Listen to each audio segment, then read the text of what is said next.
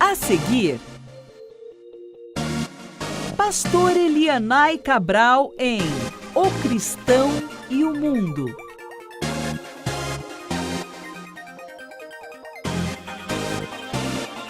Elianai Cabral é pastor, conferencista, teólogo e comentarista de lições bíblicas e é membro do Conselho Administrativo da CPAD há vários mandatos. Como escritor, é membro da Casa de Letras Emílio Conde e tem inúmeros títulos publicados. A Defesa do Apostolado de Paulo, estudo na Segunda Carta aos Coríntios. Comentário Bíblico de Romanos. A Síndrome do Canto do Galo. E O Pregador Eficaz. Todos títulos da CPAD. Pastor Elianai Cabral é um profícuo orador caracterizado pela prevenção contra as heresias. Agora, no 8º Congresso Nacional de Escola Dominical. Que a paz e a graça do Senhor Jesus Cristo estejam com todos nesta oportunidade. E oro a Deus para que os olhos do entendimento de cada um sejam abertos para o melhor aprendizado neste congresso.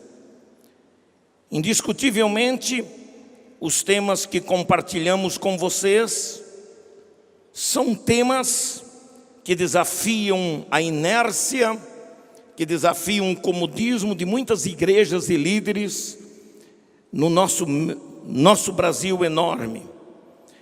Alguns de nossos assuntos neste congresso colocarão, sem dúvida, em polvorosa os neurônios e a adrenalina de muitas pessoas aqui presentes.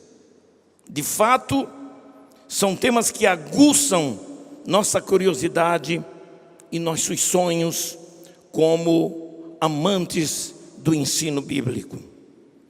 Oferecemos, nesta oportunidade, neste congresso, subsídios, ideias para uma educação cristã dinâmica por meio das teses discutidas, dos desafios pedagógicos que certamente contribuirão para o aprimoramento dessa missão educadora de tão grande importância.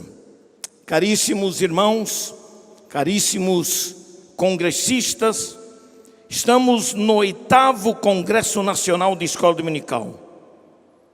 Quando somos incitados à busca de ideias e de verdades bíblicas que possam nos dar respostas e soluções aos desafios da educação cristã nos tempos atuais.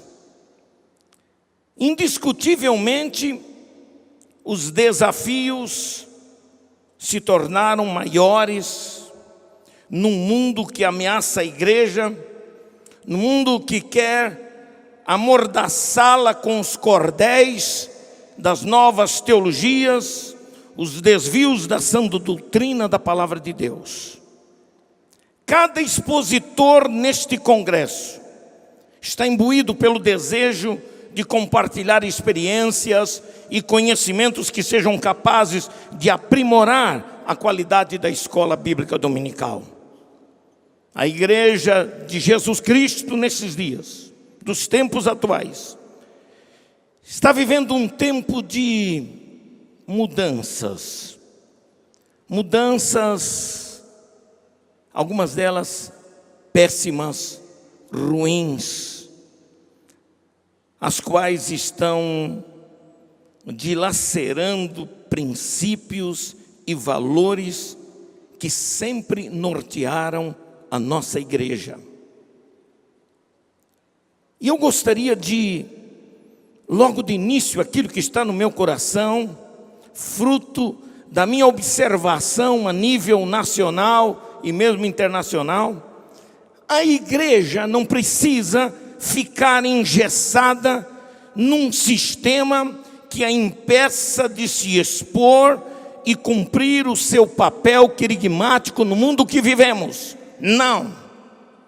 A igreja atual precisa de fato se conscientizar do valor da sua própria história, dos seus fundamentos na preservação dos valores, para que ela, a igreja, não venha a sofrer graves consequências que não desejamos.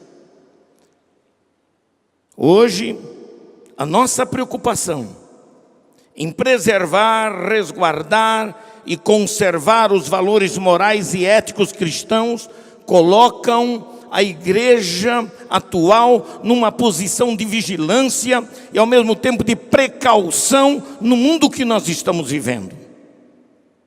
Meus amados irmãos, foi-me proposto um tema que discute o relacionamento entre o cristão e o mundo atual. E o que podemos fazer para evitar que o mundo nos absorva, moral e espiritualmente, bloqueando o nosso papel de influência, não apenas na família, entre os membros da igreja, mas na sociedade que vivemos hoje. Na realidade, me permitam dizer que ocorre um confronto de forças da igreja e do mundo lá fora. E nesse confronto, nós começamos a perceber que o poder querigmático da pregação e do ensino vem diluindo-se em cátedras de conteúdo seco e púlpitos de discursos vazios da palavra de Deus.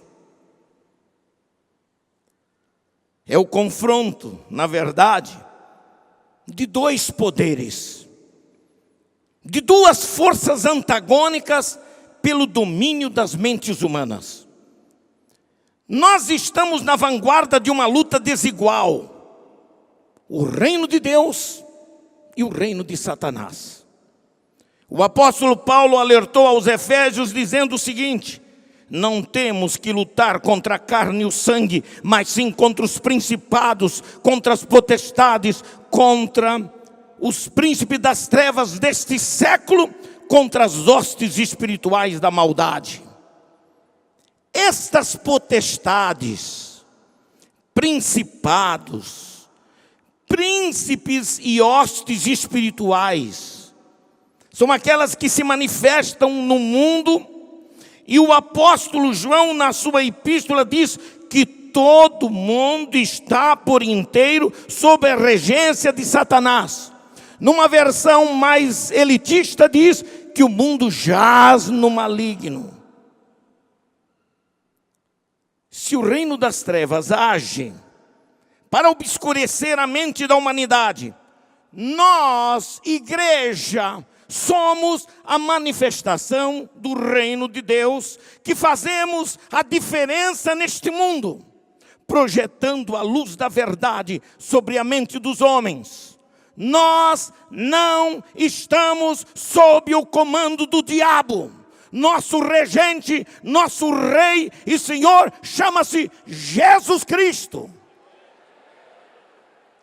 Por isso temos a missão de desfazer as obras de Satanás mediante a pregação e o ensino da palavra de Deus. Digo mais, somos como igreja os agentes principais, e especialmente neste congresso, quando reunimos aqui mestres, professores, pedagogos, ensinadores da palavra de Deus, somos os agentes principais da atividade educadora da igreja para fazer frente ao reino de Satanás. Não ensinamos por ensinar, não ensinamos por mera teoria. Só podemos ver resultados quando ensinamos por convicções formadas, firmadas, estabelecidas do nosso coração. Sou um pregador que não consigo pregar alguma coisa que eu não acredite nela. Sou um ensinador que procura ensinar aquilo que eu acredito. E aquilo que eu acredito tem força suficiente para dizer que faz parte exatamente da nossa ortodoxia pentecostal, da nossa ortodoxia bíblica. Por isso, Por isso, meus amados irmãos, a igreja precisa investir financeira, intelectual e pedagogicamente na escola bíblica dominical. Porque a escola bíblica dominical é, indubitavelmente, a melhor agência de capacitação no conhecimento da palavra de Deus para fazer frente ao poder persuasivo do reino das trevas. Só tiraremos ideias, conceitos e vãs filosofias da mente dos nossos alunos se ensinarmos a palavra de Deus do jeito que ela é, na sua pureza, na sua integridade. Precisamos propiciar aos mestres, como igrejas, como líderes. Precisamos propiciar aos mestres da escola bíblica dominical as ferramentas úteis para que possam manejar com destreza e aptidão a palavra de Deus. É o que este congresso está de fato interessado em fazer. Cada professor de escola dominical é impelido a buscar qualificação didática, pedagógica, com um senso da necessidade de aprimoramento. E isso a gente vê nas palavras de Paulo a Timóteo, quando diz: procura apresentar-te a Deus aprovado, como obreiro de que não tem de que se envergonhar, mas que maneja bem a palavra da verdade. Eu gosto muito desse mesmo texto de Timóteo, a Timóteo de Paulo, na versão da Bíblia Viva, em que o texto diz mais ou menos assim: trabalhe arduamente para que Deus possa dizer-lhe: muito bem, seja um bom obreiro, um obreiro que não precisa ficar envergonhado quando Deus examina o seu trabalho. Saiba o que sua palavra diz e o que ela significa. Cabe a nós, líderes da igreja, mestres e pregadores, aperfeiçoar a nossa habilidade intelectual e espiritual no conhecimento das Escrituras, para sabermos distinguir as diferenças, os significados e as interpretações corretas que as Escrituras Sagradas nos mostram e requerem de todos nós. Agora, um ponto vital para entendermos essa relação entre o cristão e o mundo, que foi o tema que me foi dado para compartilhar com os irmãos.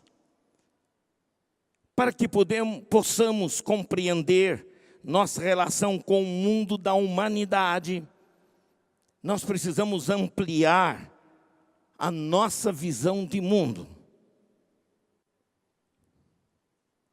Devemos ampliar nossa visão de mundo para que sejamos capazes de responder às questões sobre o modo como é que devemos viver neste mundo. Às vezes eu tenho a impressão que tem crentes que se esquecem que ele está neste chão, nesse mundo físico, e vive com os pés nas estrelas ou na lua. Espiritualiza aquilo que não deve ser espiritualizado, porque tem uma visão equivocada sobre o mundo. Nós estamos no mundo, mas não somos do mundo. E porque estamos no mundo, nós precisamos conhecer o que é que o mundo necessita. E nós temos a resposta. Nós temos a solução. A Igreja de Cristo pode, mediante o seu ministério de ensino, propiciar essa visão de mundo.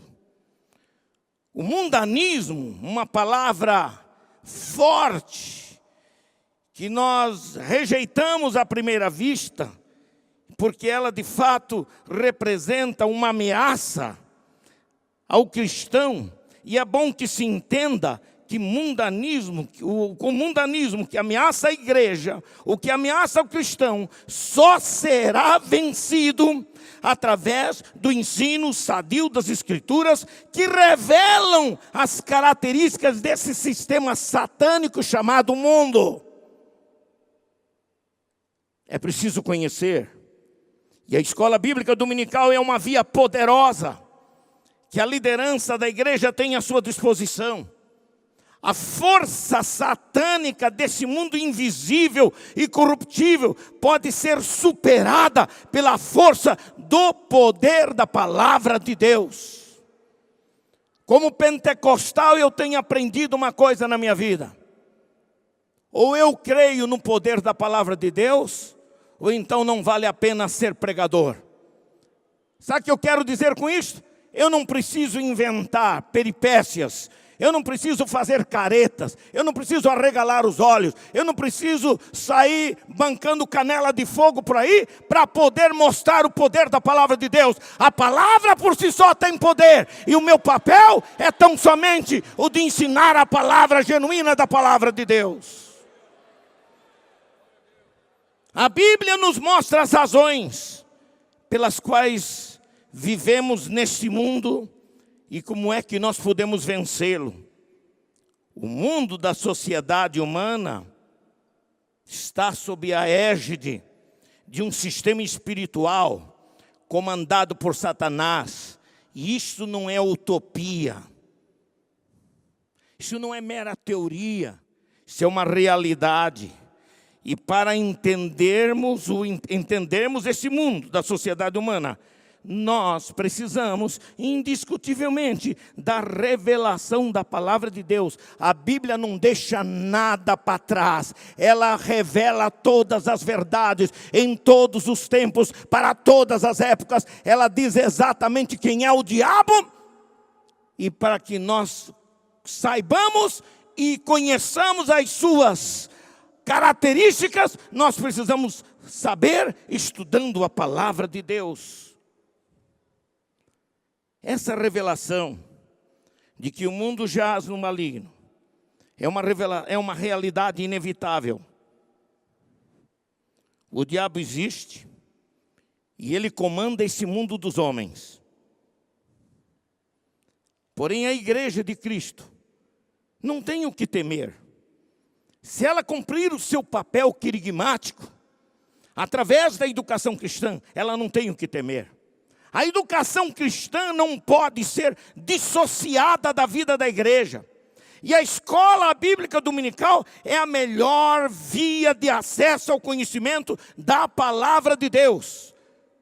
Eu apelo com toda a minha alma e com todas as minhas forças, porque sou fruto da escola dominical, sou filho da escola dominical. Eu apelo nesta noite a todos os líderes aqui nesta noite, por favor,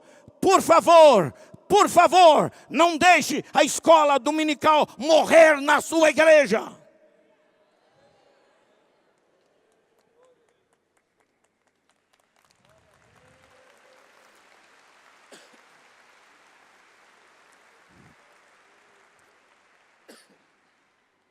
Além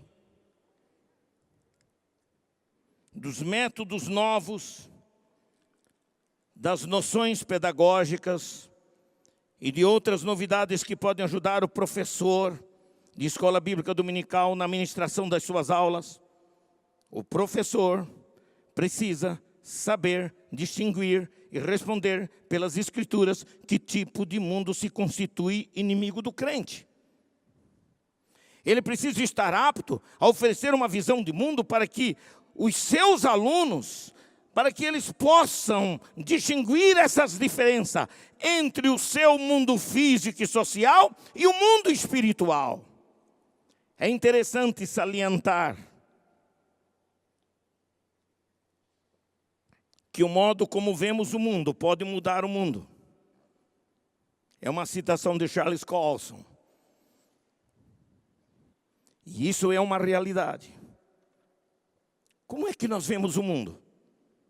Como é que você entende o mundo do ponto de vista da Bíblia? É ruim? É bom? É fictício? É verdadeiro? É falso? É certo? É errado? Como você vê o mundo ante o desafio que o sistema satânico provoca? Qual é a visão de mundo que temos como líderes da igreja de Jesus Cristo hoje? Que tipo de mundo estamos passando para os nossos irmãos na fé? Se sabemos que o tipo de mundo que age invisivelmente sobre a humanidade na Terra é muito mais do que um globo geofísico, sabemos também que o mesmo se manifesta como um sistema espiritual sob a égide de Satanás. Porque trata-se de um sistema que procura dominar a vida humana, infiltrando-se em todas as camadas sociais, políticas e religiosas.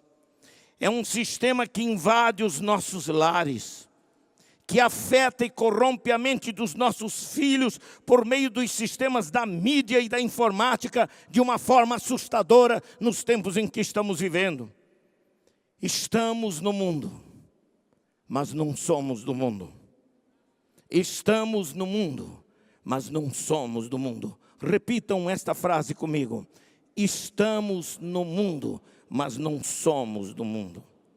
E enquanto estamos neste mundo físico, mundo da humanidade, não podemos nos omitir do papel de anunciar a Jesus Cristo, o único que pode salvar e resgatar os homens do sistema satânico implantado neste mundo físico. Não podemos nos esconder desse mundo. Nós precisamos reagir com poder e autoridade do Espírito Santo.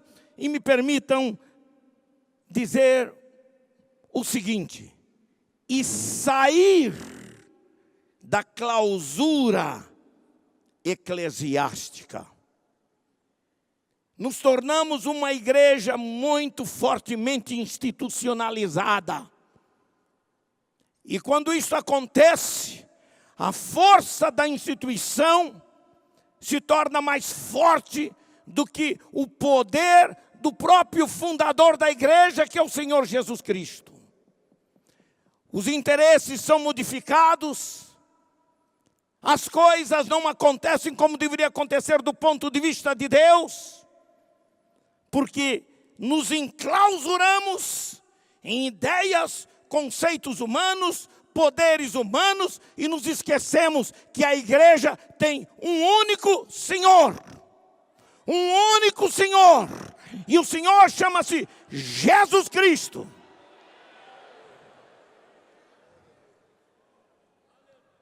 Por isso, não podemos evitar o risco da clausura eclesiástica.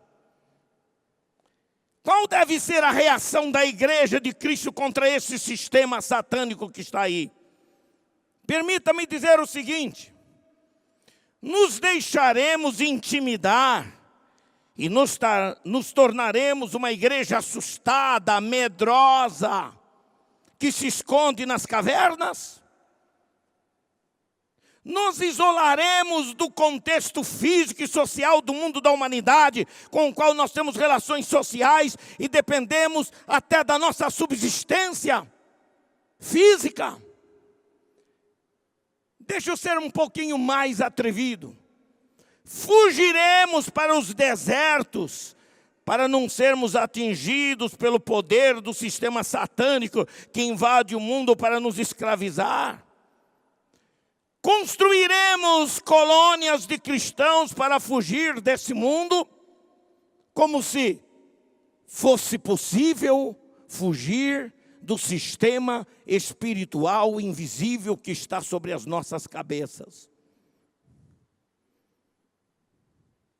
Esconder-nos-emos dentro de nossas congregações, como aqueles bichinhos que se escondem dentro dos seus casulos, com medo do mundo do lado de fora?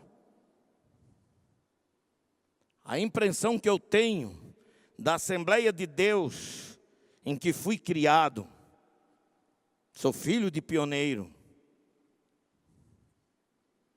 está bem diferente nos dias atuais.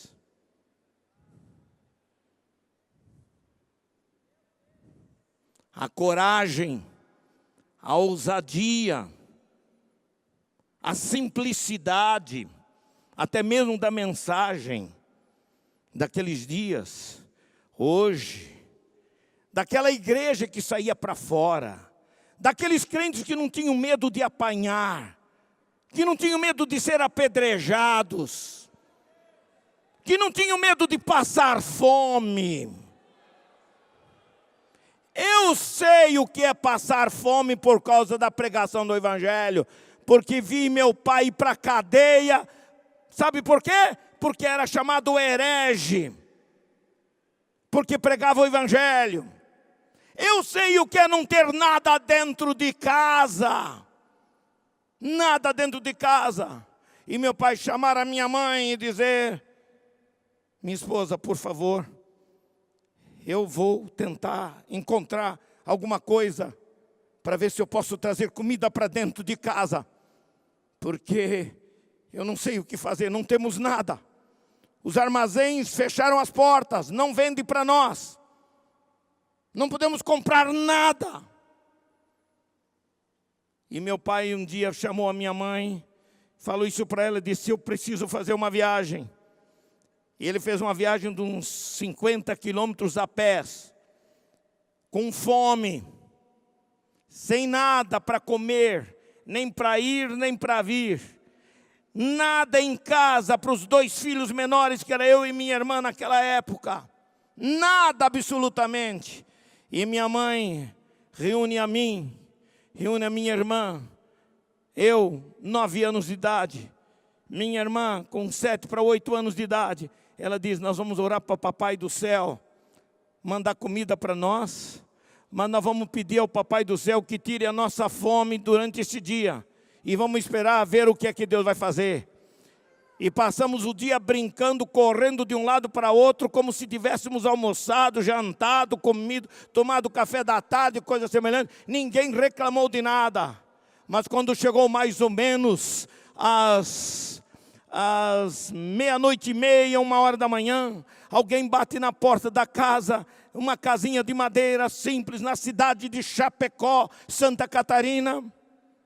Era o início de tudo, 2, 3 famílias de crentes novos, convertidos, muito pobres. E alguém disse: olha, eu viajei, a senhora não me conhece, mas é aqui que mora um pastor que está passando necessidade com uma família. E disse: é aqui mesmo, meu irmão, pois Deus falou comigo 2 dias atrás e me fez acordar de madrugada. Eu matei um porquinho, limpei, trouxe dentro de uma lata de banha e passei no armazém. Eu trouxe feijão, arroz, carne seca, charque. E foi enchendo a minha casa de coisas. Sabe por quê? Porque ninguém tinha medo da fome, ninguém tinha medo de apanhar, ninguém tinha medo de nada. Não tínhamos templos bonitos. Não tínhamos as facilidades, os recursos audiovisuais que nós temos hoje. Mas tínhamos uma coisa que superava tudo isto. Era a força do testemunho de Deus e do Espírito Santo dentro de nós, que nos fazia superar o medo, a fome, tudo isto. Eu não sou pastor à toa, não. Não sou pastor por influência de meu pai, não. Aliás, eu nem quis ser pastor na minha vida. Mas já vou fazer, pastor Wellington, agora no final do ano, 50 anos de ministério para a honra e glória do nome do Senhor Jesus Cristo. Sou um pastor apaixonado por Jesus, apaixonado pela sua palavra. Por quê? Porque eu creio ainda no poder da palavra de Deus. No poder da palavra de Deus.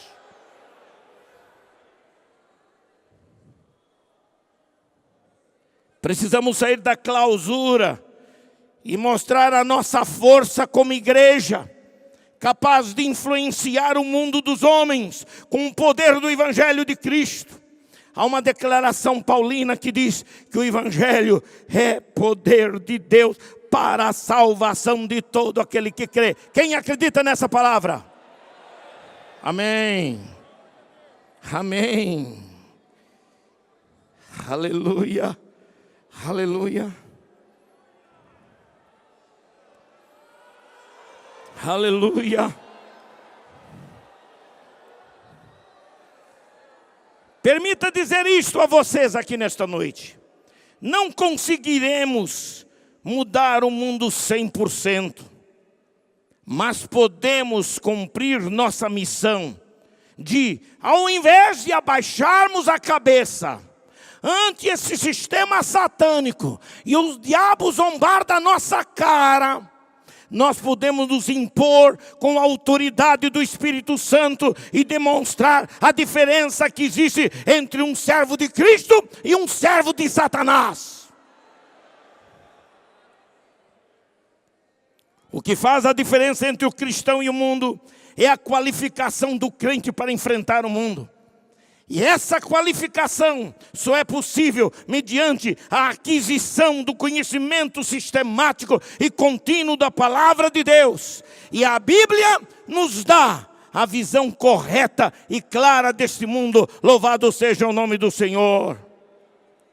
A igreja não pode fugir ao seu papel de proeminência neste mundo. Ela precisa se impor através de cristãos altamente preparados e conscientes do seu papel no mundo.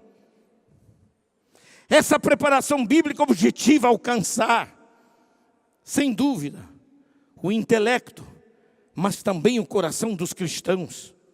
Cada cristão precisa estar convicto de sua própria salvação e preparado para transmitir a mensagem do Evangelho.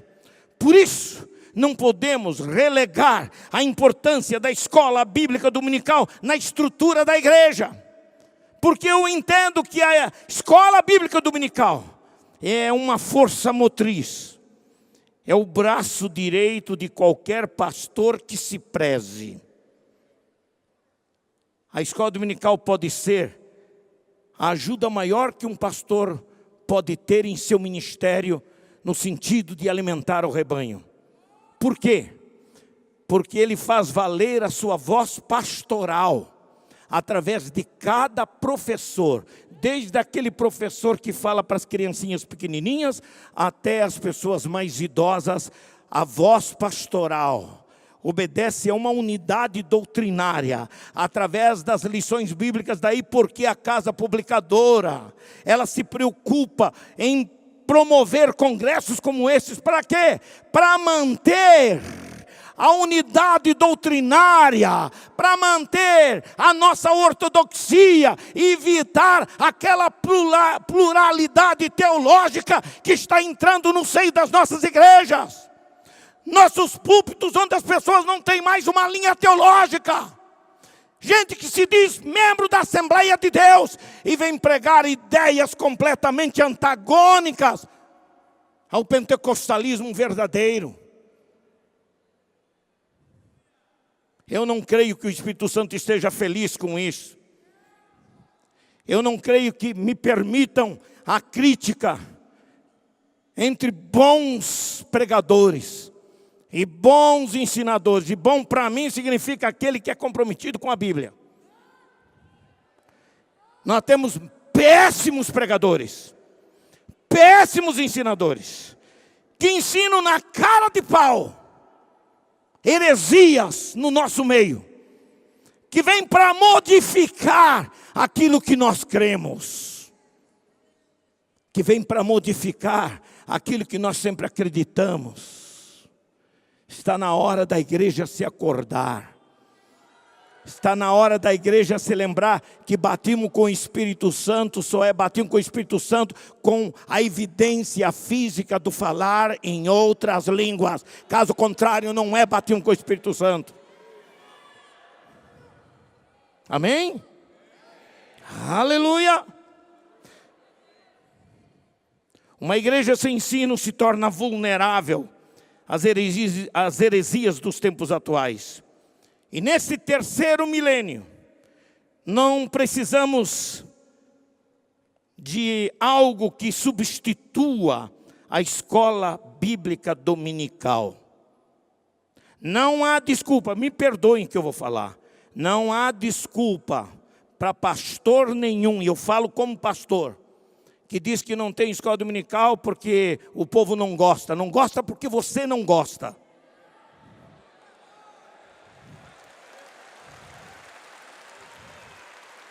Se você acreditar que a escola dominical é uma bênção para o seu ministério, você vai se acordar. Talvez se acorde tarde demais, quando você vê um monte de heresias pregadas nos púlpitos das igrejas. Já temos igrejas pentecostais, não somente da Assembleia de Deus, onde as mensagens são pluralizadas com um monte de ideias equivocadas que não correspondem à nossa ortodoxia bíblica ensinada na palavra de Deus.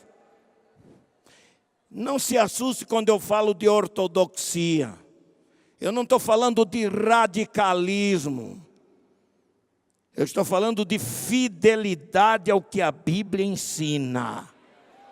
Não me interessa o que o teólogo tal diz ou deixou de dizer.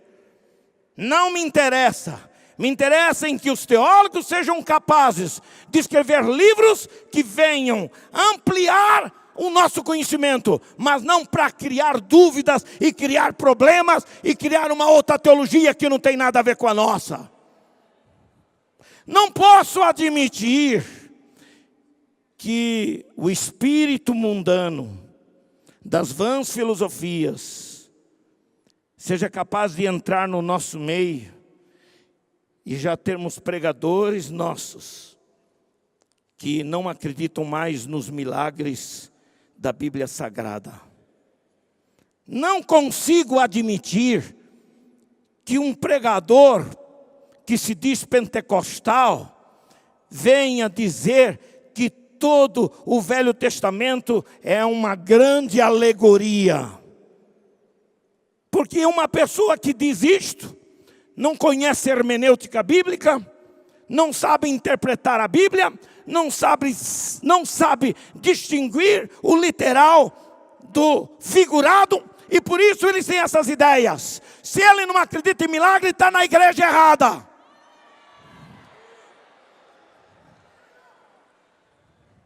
Eu continuo a crer em milagres. Eu continuo a crer. Aleluia, aleluia, aleluia, aleluia, aleluia, aleluia, aleluia. Louvado seja o nome do Senhor.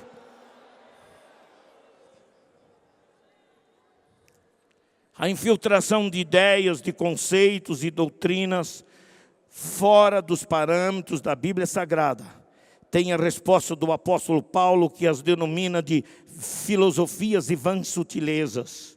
Em Colossenses, no capítulo 2, versículo 8, ele diz, até numa tradução de Figueiredo, de 1842, está escrito assim, eu gostei desse texto, conforme está traduzido aqui, diz assim: estai de sobreaviso para que ninguém vos engane com filosofias e com seus falazes sofismas, segundo a tradição dos homens, segundo os elementos do mundo, e não segundo Cristo.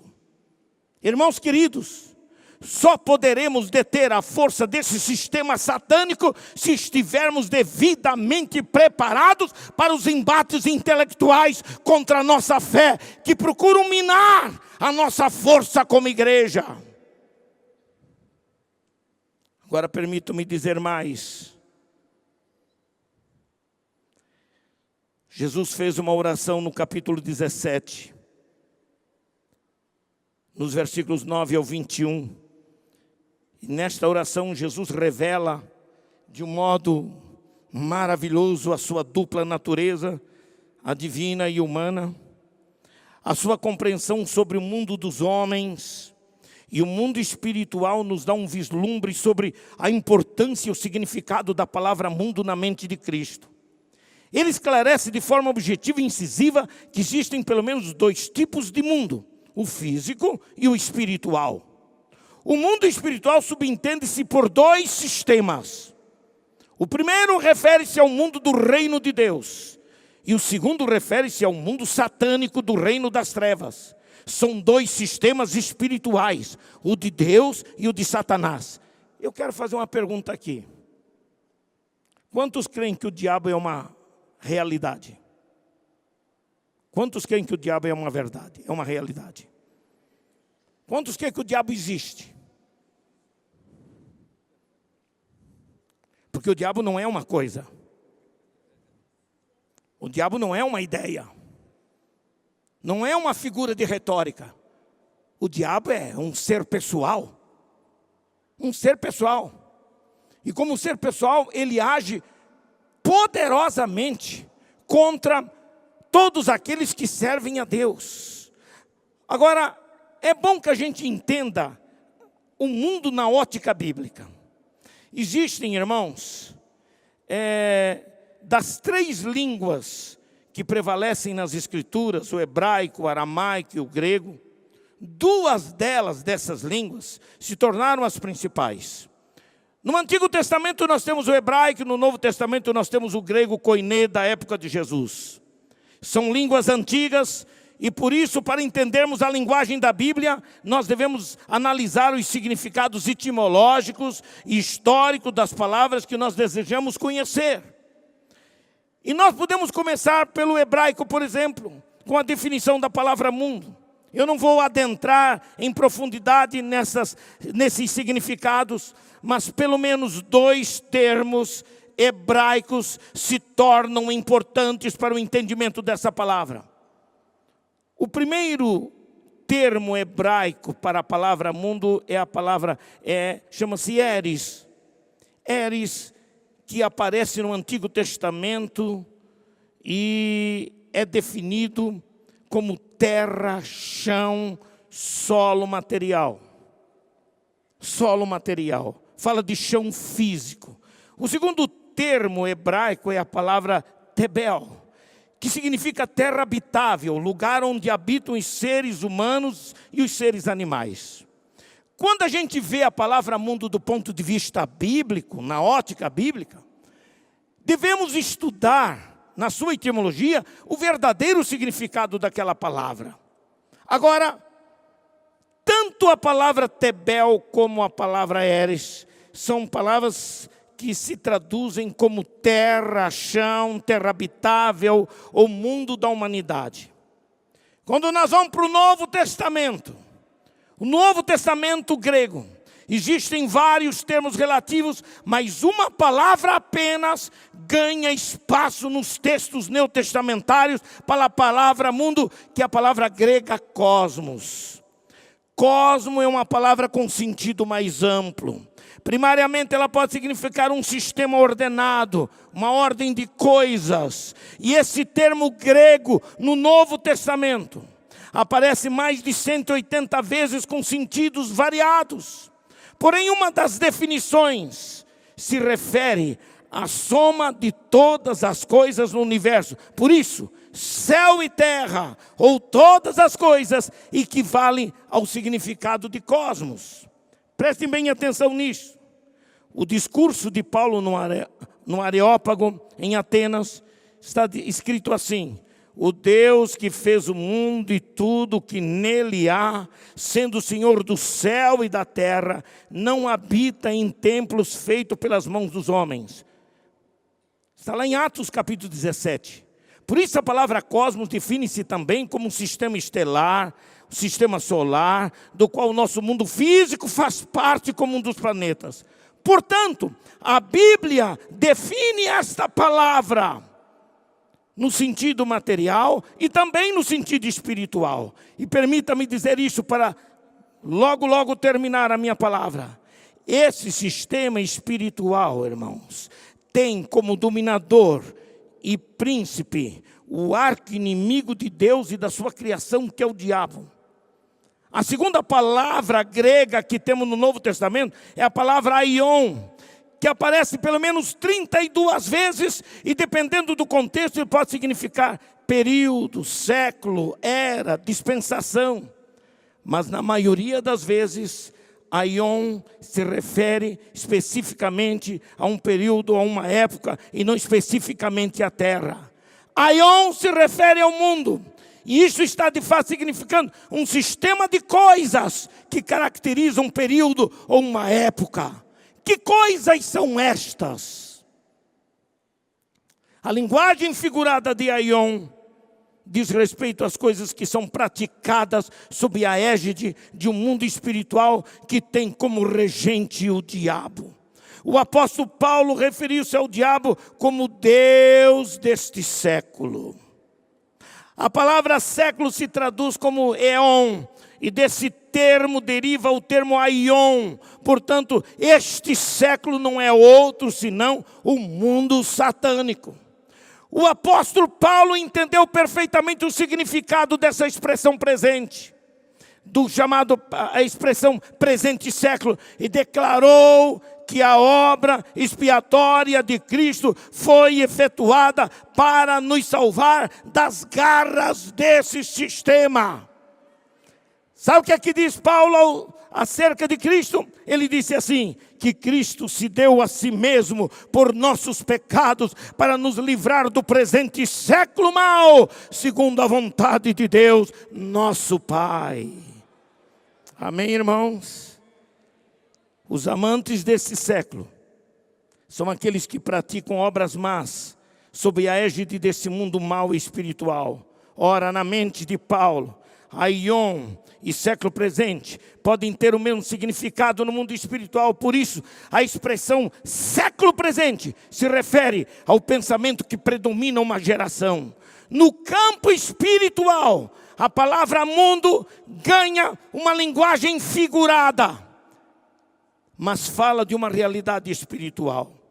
E nesse campo espiritual, o domínio de tudo, das coisas visíveis e invisíveis, materiais e espirituais, pertencem ao único Deus verdadeiro, Criador de todas as coisas. Nosso inimigo, no mundo físico, não é o chão que pisamos, do qual tiramos os ingredientes de nossa subsistência física. O inimigo do cristão é um sistema espiritual, regido pelas forças espirituais da maldade. O diabo é o invasor e usurpador desse mundo espiritual. Ele provocou a separação para agir livremente contra o Senhor único, que é Yahvé Adonai, identificando-se como Deus Criador e Senhor de todo o universo. A Bíblia declara que do Senhor é a terra e a sua plenitude, no Salmo 24:1. Portanto, o diabo não é nada mais do que ladrão e salteador, conforme Jesus mesmo identificou. Ele é o chefe das milícias demoníacas nesse sistema satânico que opera sobre toda a terra. Ele, Satanás, age e opera sobre governantes, sobre políticos, sobre artistas e todos aqueles que estão sob a sua égide. O apóstolo João fez bem a distinção desses mundos, quando ele diz, não ameis o mundo nem o que no mundo há. Se alguém ama o mundo, o amor do Pai não está nele. A Bíblia diz também que o mundo passa e a sua concupiscência, mas aquele que faz a vontade de Deus permanece para sempre. Essa escritura aclara o nosso entendimento para o fato de que a igreja cumpre a sua missão entre as criaturas humanas, a humanidade, pregando e ensinando sobre o poder do Evangelho de Cristo, que restaura e que transforma a vida das pessoas.